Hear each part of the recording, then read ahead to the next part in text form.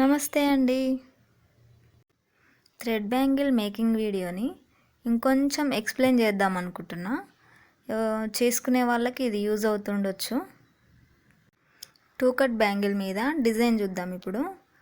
First two cut bangle తీసుకున్నా, దానికి 40 stands of thread తీసుకున్నా. ఏ కలర్ అయినా తీసుకోండి.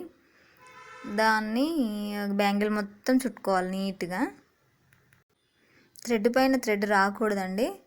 పల్చగా నీట్గా బ్యాంగిల్ మొత్తం చుట్టుకుందాం మనము. చూడురే నేను ఎంత నీట్గా చుడుతున్నాను. మీరు కూడా ఇలాగే చుట్టండి. చూడురే మధ్యలో ఇలా డ్యామేజ్ వచ్చింది నాకు, నేను చూసుకోలేదు ఫస్ట్. దాన్ని ఎలా కవర్ చేద్దామంటే దాన్ని అక్కడి వరకు కట్ చేసి మిగతా థ్రెడ్ అంతా వెనక్కేసి దానికి కొంచెం అంత గ్లూ అప్లై చేసుకొని అతికించుకుందాము.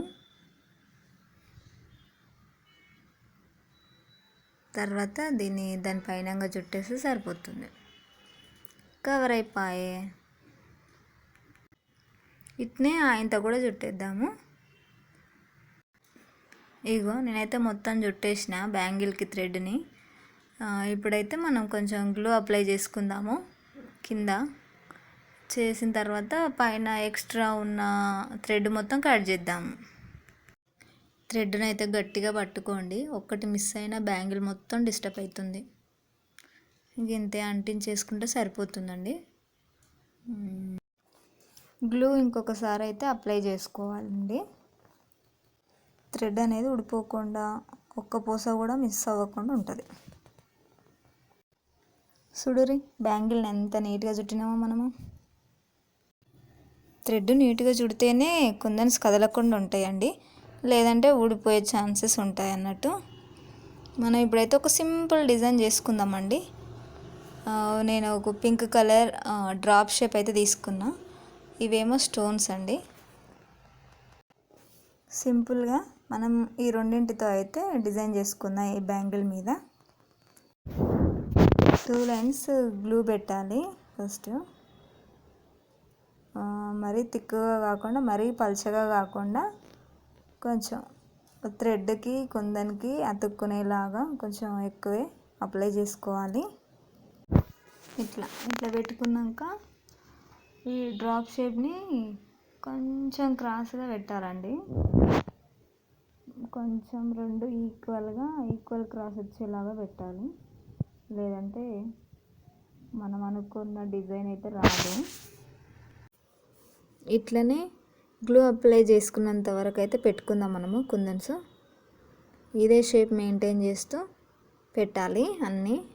ఒకటి క్రాస్ అయినా కూడా మనం అనుకున్న షేప్ అయితే రాదు. ఇగో నేనైతే ఇట్లా పెట్టిన. వీటి మధ్యలో మనము గ్లూ పెట్టుకొని వీటి పైన స్టోన్స్ పెట్టుకుందాము. ఇవి కూడా కొంచెం ఎక్కువే పెట్టుకోండి, ఎందుకంటే ఇవి స్టోన్స్నే కాదు వీటిని పక్కనున్న కుందన్స్ను కూడా బిరుగా పట్టేస్తుంది అన్నట్టు ఆరినాక. ఇట్లనే నేను బ్యాంగిల్ మొత్తం పెట్టి దీన్నైతే కంప్లీట్ చేసేసిన. కంప్లీట్ చేసినాక ఎట్లుంటుందో నీకు చూపిస్తానండి. ఈ స్టోన్స్ని పెట్టంగానే నొక్కొద్దండి చేయితో, అవి మన చేతులకే అతుక్కుంటాయి. అవి కొంచెం ఆరుతున్న కొద్దీ నొక్కితే కొంచెం గట్టిగా అతుక్కుంటాయి అన్నమాట. ఇగో ఫైనల్ లుక్ అయితే ఇట్లుంటుంది అన్నట్టు.